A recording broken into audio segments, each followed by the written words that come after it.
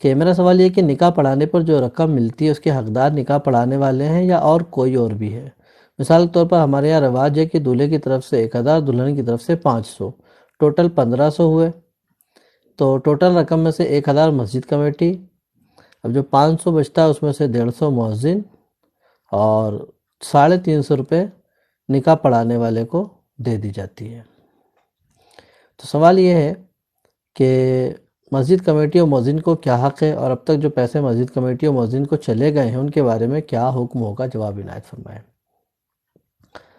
دیکھیں، جو نکاح پڑھانے پہ جو ہم کو پیسے ملتے ہیں تو دراصل ان پیسوں کا اصل حقدار وہ نکاح خواہ ہے، یعنی جو نکاح پڑھاتا ہے وہ اس کا اصل حقدار ہے۔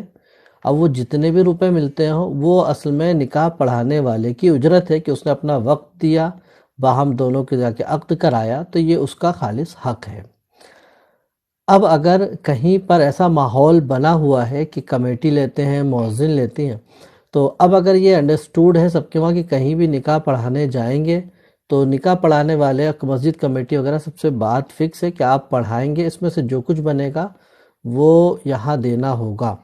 تو اگر یہ اپنی خوشی سے دیتے ہیں تو یہ ان کا حق ہے، اپنی خوشی سے جس کو چاہیں دے دیں۔ لیکن اگر اس کو بالاجبار ان سے کیا جاتا ہے اور ان سے کہ بھئی آپ کو دینا ہی ہوگا اور اس پر راضی بھی نہیں ہے، تو یہ ایک کا حق آپ مار رہے ہیں کہ ان کا حق ہے اور زبردستی آپ ان سے وصول کر رہے ہیں۔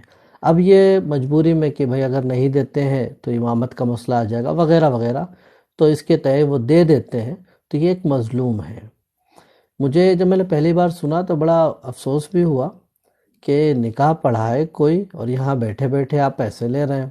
ہاں، مسجد کمیٹی ان کے نکاح کا سرٹیفکیٹ جاری کرتی ہے، تو آپ لڑکوں والوں سے کہہ دیں کہ اس سرٹیفکیٹ کا ہم آپ سے اتنا لیں گے، تو آپ کو الگ سے اجرت دے دیں گے، لیکن نکاح پڑھانے کے نام سے جو اجرت ملے گی وہ اسی کی ہوگی جس نے نکاح پڑھایا ہے۔